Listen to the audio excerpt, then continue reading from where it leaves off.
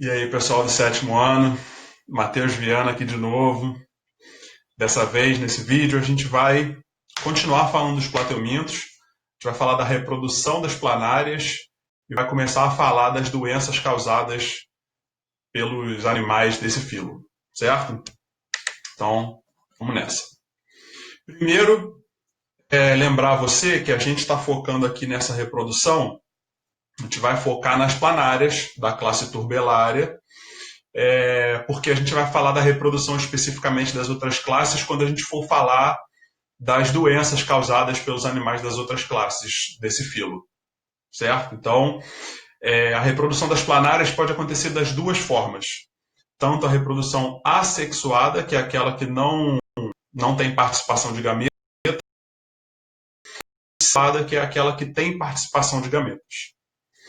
Então, a reprodução assexuada nas planárias se dá através da fragmentação ou regeneração. O que é isso? Se uma planária for fragmentada, ou seja, se ela for partida, você pode ver aí uma planária inteira e por algum motivo qualquer, uma tentativa frustrada de um predador, por exemplo, partiu a planária em duas. Essa partida, essa fragmentação, permite que tanto o pedaço de cima quanto o pedaço de baixo consigam originar novas planárias. Então a capacidade de regeneração é tão grande que mesmo um pedaço de até 1/10 do tamanho do corpo do animal permite que aquele pedaço se transforme num novo indivíduo inteiro, completo. Isso é capaz graças àquele tecido que a gente viu lá na organização corporal, chamado mesênquima. Esse tecido tem duas capacidades, lembra? São complementares. Tanto a de multiplicação das células desse próprio tecido, quanto a transformação das células mesenquimais em outros tipos de células da planária. Graças a essas duas grandes capacidades, a planária consegue, a partir de um pedaço do tamanho de 1/10 do corpo, gerar um indivíduo novo, inteiro, completo. Na reprodução sexuada, é importante você saber que as planárias são hermafroditas, ou seja, o mesmo indivíduo apresenta tanto o aparelho reprodutor masculino quanto o aparelho reprodutor feminino. Nas outras classes, você vai ver, uma das classes é hermafrodita também, e a outra classe que a gente vai estudar quando eu estiver falando das verminoses, das doenças causadas pelos plateumintos, é dioica, ou seja, tem indivíduos machos e indivíduos fêmeas. Aqui não. Aqui as planárias são hermafroditas. Como é o sistema reprodutor feminino das planárias? Nessa imagem aí, representados os dois aparelhos reprodutores, tanto feminino quanto masculino. Mas aí eu envolvi aí com a mesma cor que está no texto, para você identificar quais são as partes femininas desse aparelho reprodutor. Então temos aqui, na parte da frente do corpo do animal, 2 ovários, e o ovário nas planárias tem a mesma função dos ovários humanos. Eu vou sempre tentar trazer essa comparação para te ajudar a lembrar. Os ovários, tanto nas planárias quanto nos humanos, são responsáveis pela produção dos óvulos, que são os gametas femininos. Esses óvulos saem do ovário através de 2 dutos, de 2 canais, que é esse canal aqui, desse lado, e aqui, desse outro lado do animal. Esses dutos podem ser chamados de ovidutos, porque é o duto por onde passam os óvulos.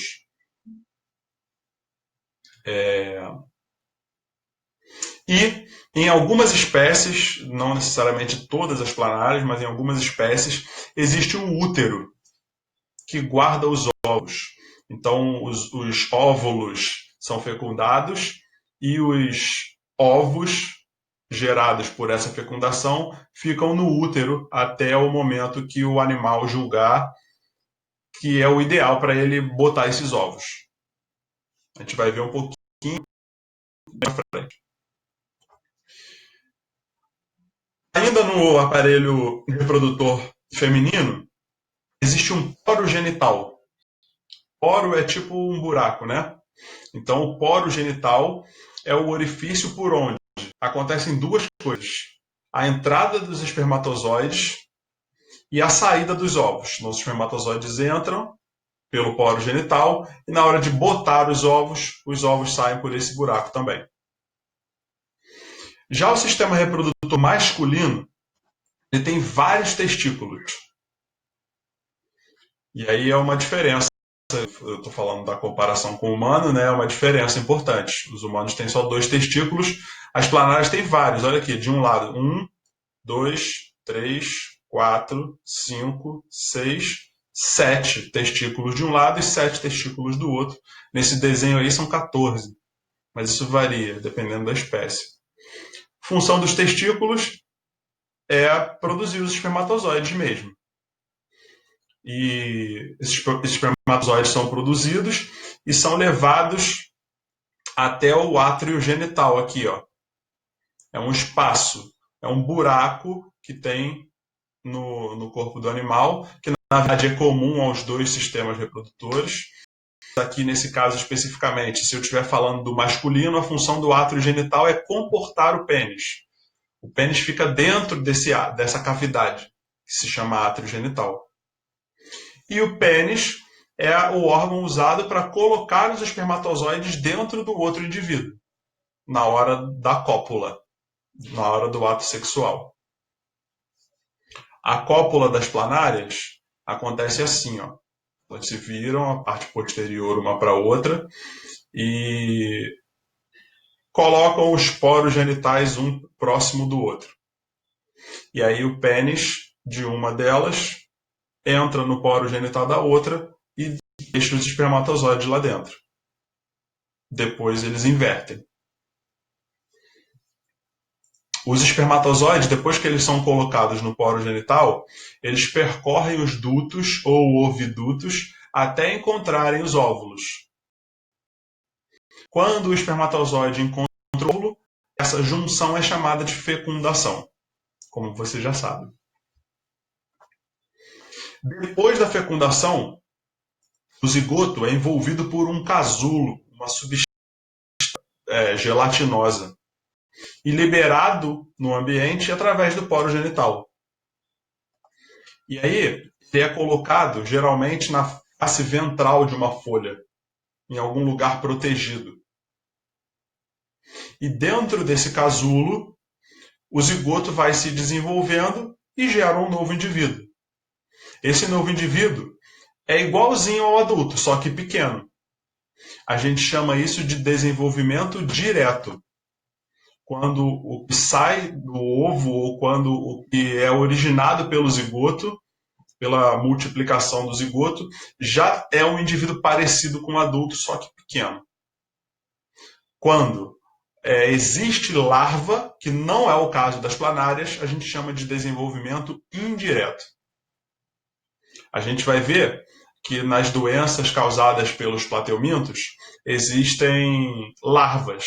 Então, os desenvolvimentos dessas outras classes são desenvolvimentos indiretos. Na planária, o desenvolvimento é direto. E aí, agora a gente entra nas verminoses. A gente vai ver 3 verminoses. Uma agora nesse vídeo e as outras 2 no próximo vídeo. Lembra que ose significa doença. Então, verminose é doença causada por verme. A primeira verminose causada por plateumintos que a gente vai ver se chama esquistossomose. Mais uma vez, olha, o ose significa doença. Esquistossomose é uma verminose, ou seja, uma doença causada por verme. O que significa esquistossomose? Doença causada pelo esquistossomo, que é o nome do gênero do verme.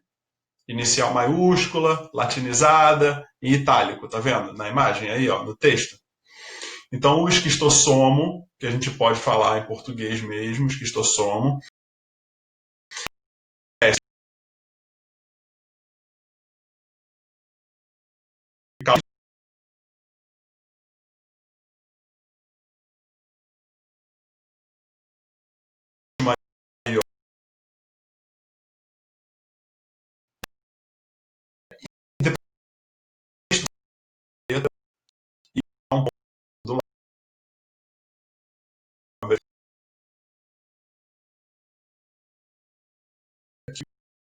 aí. Só só leu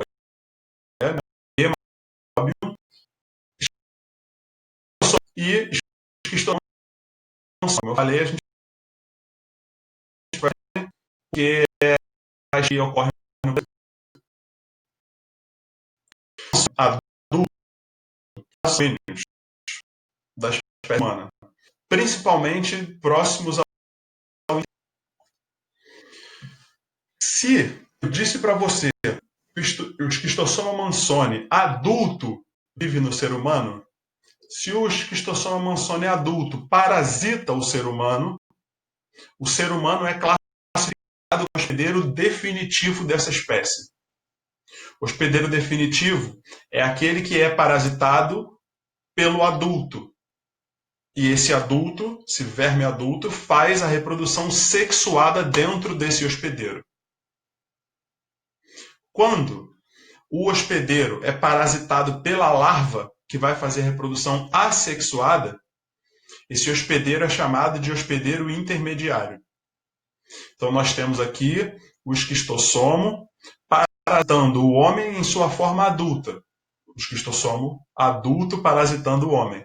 Logo, o homem é o hospedeiro definitivo desse verme. Como começa essa história? Na verdade, como é um ciclo, eu posso começar de qualquer ponto, mas a gente vai começar aqui falando da postura dos ovos. A fêmea está lá dentro do vaso sanguíneo próximo ao intestino, e quando ela vai colocar os ovos, ela perfura o intestino e coloca os ovos dela dentro do intestino humano. E aí esses ovos vão ser eliminados junto com as fezes. Olha aí. Você pode ver aí um vaso sanguíneo aqui, e aumentado dentro desse vaso sanguíneo tem aqui o macho, que é esse maior aqui, e um canal onde a fêmea fica dentro do macho. E aí eles fazem a reprodução sexuada. Aí a fêmea coloca os ovos no intestino. Apesar de ela viver no vaso sanguíneo, ela coloca os ovos dentro do intestino. Ela perfura o intestino e coloca os ovos aqui dentro. Quando esse indivíduo contaminado defecar, nas fezes dele vai ter um montão de ovos de esquistossoma. Se essas fezes forem lançadas em corpos d'água, a gente sabe que não é o ideal, não é o higienicamente correto, mas acontece. Se essas fezes são lançadas em corpos d'água, numa lagoa, por exemplo, os ovos vão contaminar essa água. Você vai ter uma lagoa contaminada com ovos de esquistossomos. Desses ovos vão sair larvas. Essas larvas são ciliadas, assim como acontecia lá no filo dos poríferos, assim como acontecia no filo dos quinidários.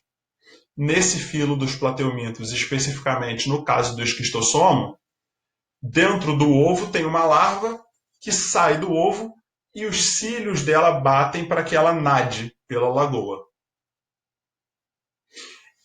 E essa larva ciliada se chama miracídio. É uma larva parasita também, assim como o adulto. E essa larva parasita um caramujo específico de um gênero específico que vive nessa água doce.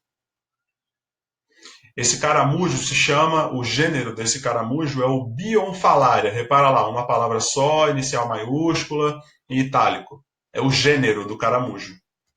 Então, nós temos um caramujo do gênero Bionfalaria sendo parasitado pela larva do esquistossomo, que se chama miracídio. Então, o miracídio entra no caramujo e começa a parasitar o caramujo. Tem uma informação aí nessa imagem, ó, 24 a 48 horas é o tempo que o miracídio sobrevive na água sem estar parasitando, antes de entrar no corpo do caramujo. Certo? Então, vamos recapitular rapidinho. O adulto vive no vaso sanguíneo humano, deposita os ovos no intestino. Esses ovos saem com as fezes, caem na água. Na água, de dentro do ovo, sai a larva chamada miracídio. E o miracídio nada em busca de um caramujo bionfalária para parasitar esse caramujo. Repara que o caramujo está sendo parasitado pela larva do esquistossomo. Então, o caramujo é o hospedeiro intermediário nessa doença.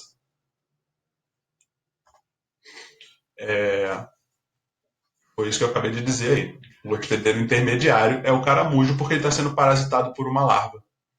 Essa larva vai se reproduzir assexuadamente dentro do caramujo. E nessa reprodução assexuada, essa larva, o miracídio, vai originar uma outra larva chamada cercária. A cercária, ao contrário do que acontece com o miracídio, não é ciliada. Ela tem uma cauda com músculos que conseguem movimentar essa cauda para que a cercária nade na água, obviamente na água, certo? E aí, a cercária sai do caramujo, quando ela estiver madura, vai para a água e busca um ser humano para entrar, para penetrar pela pele.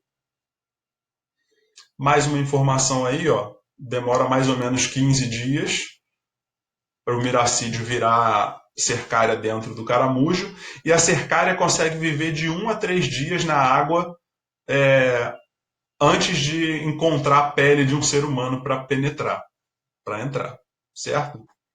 Essa cercária penetra pela pele e cai na corrente sanguínea humana.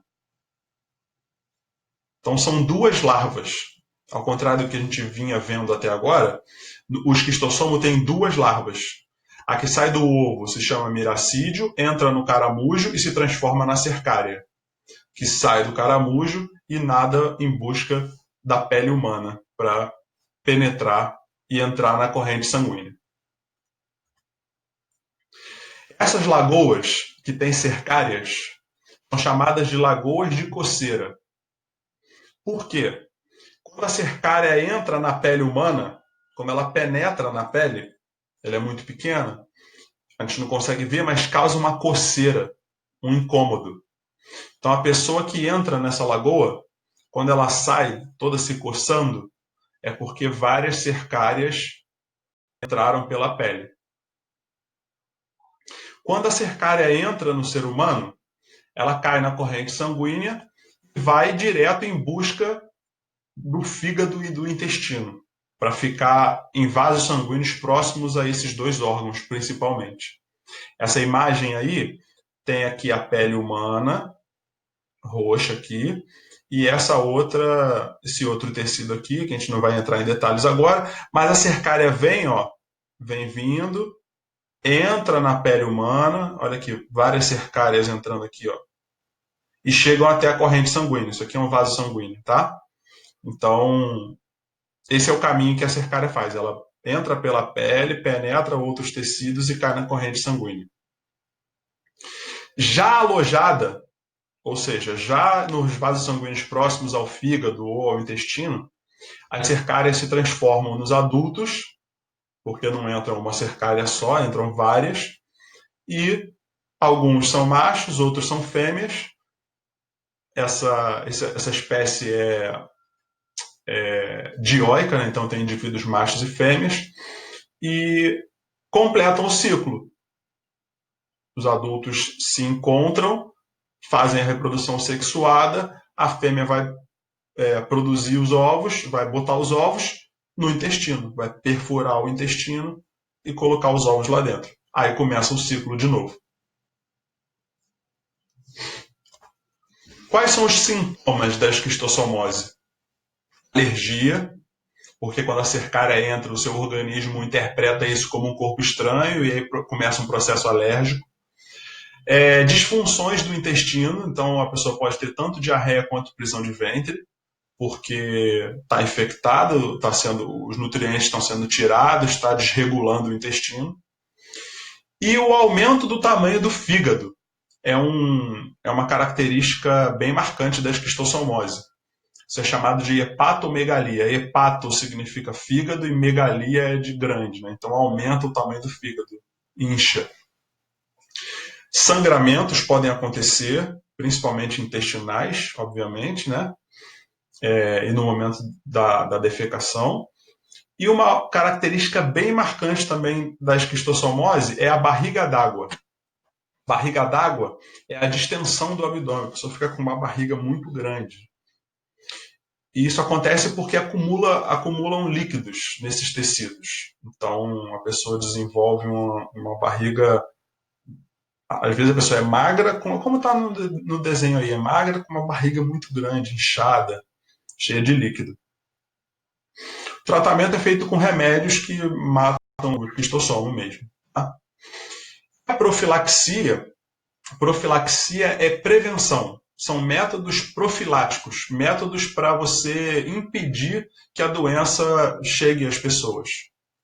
Existem três principais profilaxias, três principais formas de prevenção dessa doença. A primeira delas, ou na verdade qualquer forma de prevenção tem como objetivo interromper o ciclo de vida do verme. Então a primeira coisa que você vai pensar na profilaxia de uma verminose desse tipo, e você vai ver que isso vai servir para praticamente todas as verminoses que a gente vai ver, é o saneamento básico. Por que o saneamento básico é uma boa profilaxia?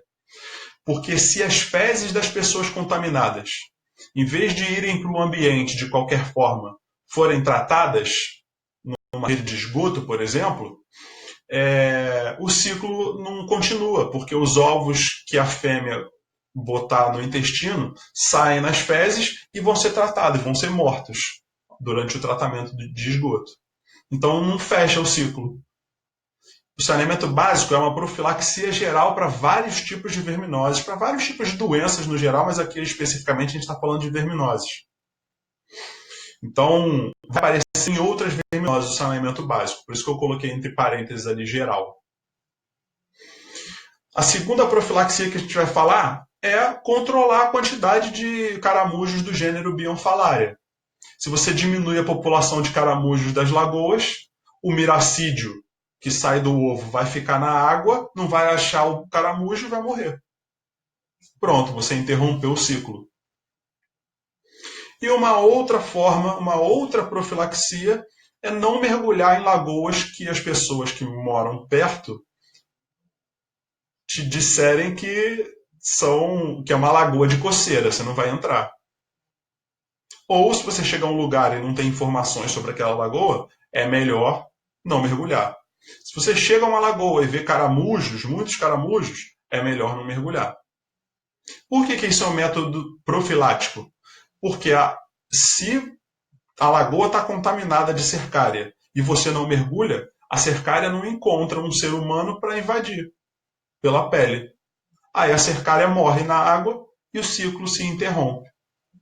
Tá? Então essas são as três profilaxias contra a esquistossomose, sendo que o saneamento básico é geral para várias outras verminoses. As outras duas profilaxias são específicas para a verminose chamada de esquistossomose.